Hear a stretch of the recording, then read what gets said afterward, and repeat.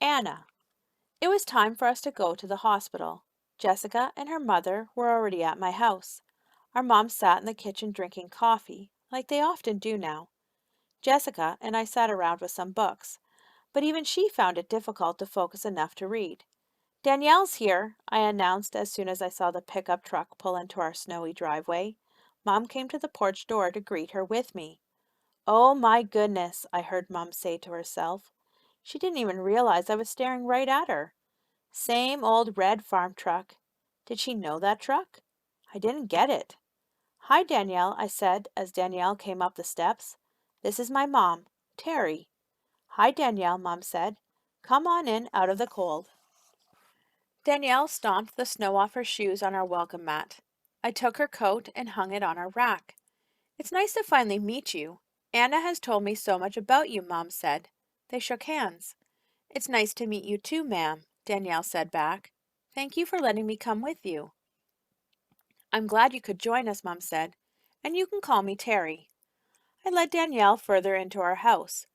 When I looked back, Mom stood gazing out the door. After a few long seconds, she turned away.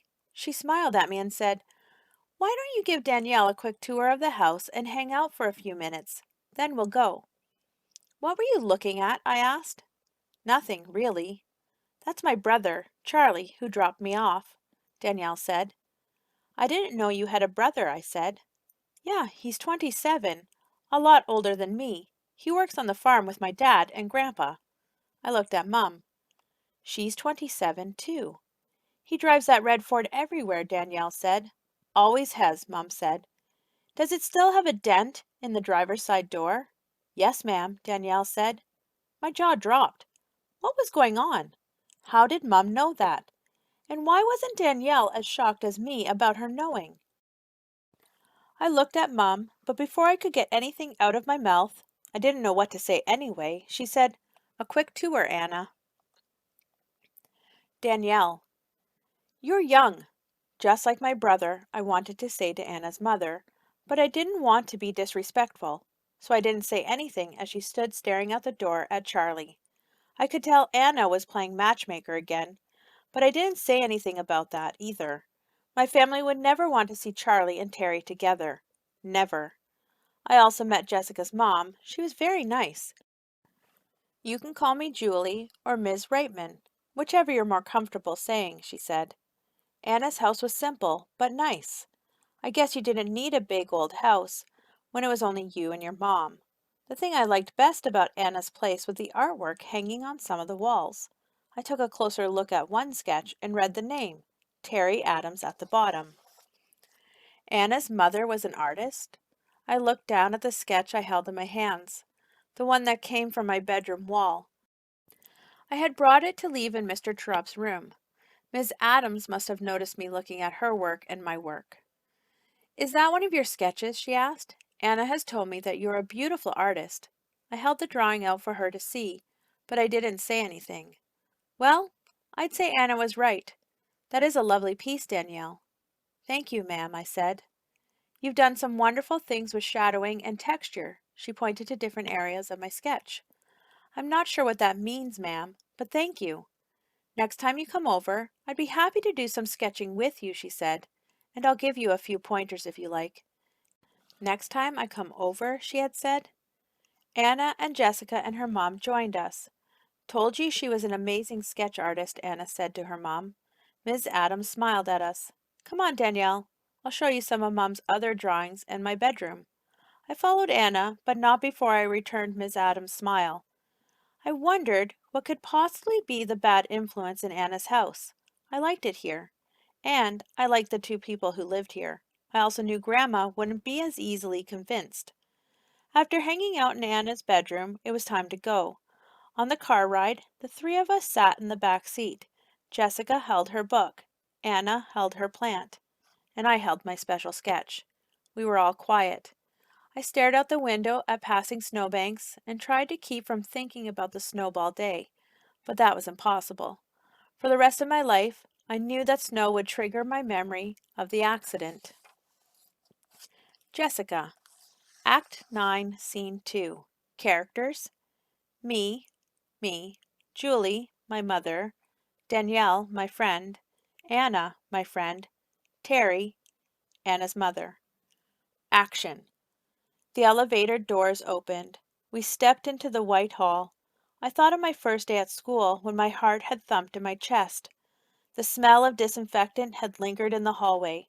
The smell of rubbing alcohol and iodine dominated this hospital hallway.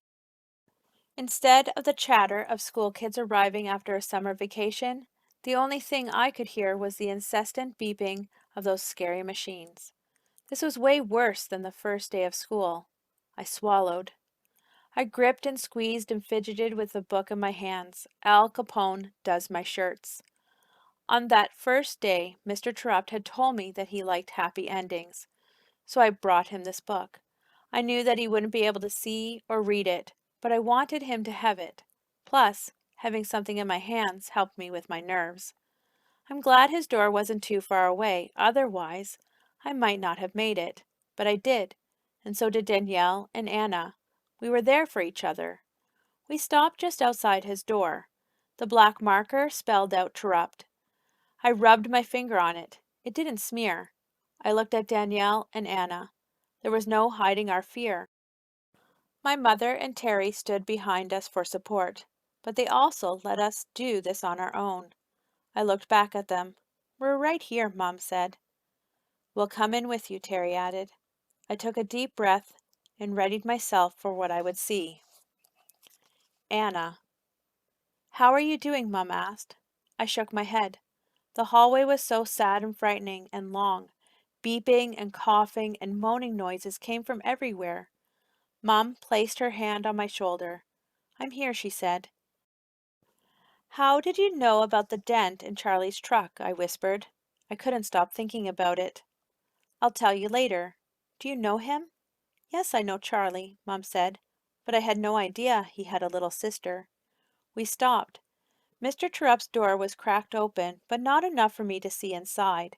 Suddenly, my worries and questions about Mom and Charlie vanished. They were quickly replaced by all my worries for Mr. Terupt.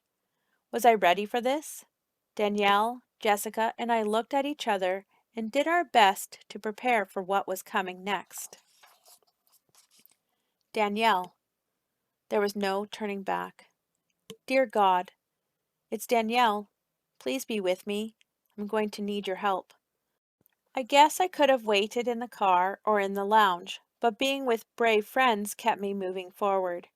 Beep, beep, cough, cough, hack, hack, hack, moan, moan, groan.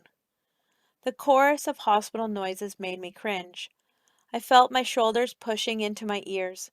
We walked past an old lady sitting in the hallway. She was shaking and drooling in her wheelchair. I could hear Grandma saying, "You better put me in the ground before you send me off to one of them places with all those drooling geezers." For a second I laughed and sighed, thinking of that. But just for a second. We stopped. The sign on the door said Terupt. The door was partially open, but I couldn't see inside. That's probably a good thing, because I may have run back to the car had I seen what Mr. Terupt looked like. The three of us nodded at each other silently. We were ready, or so we thought. This is when I'll need you most.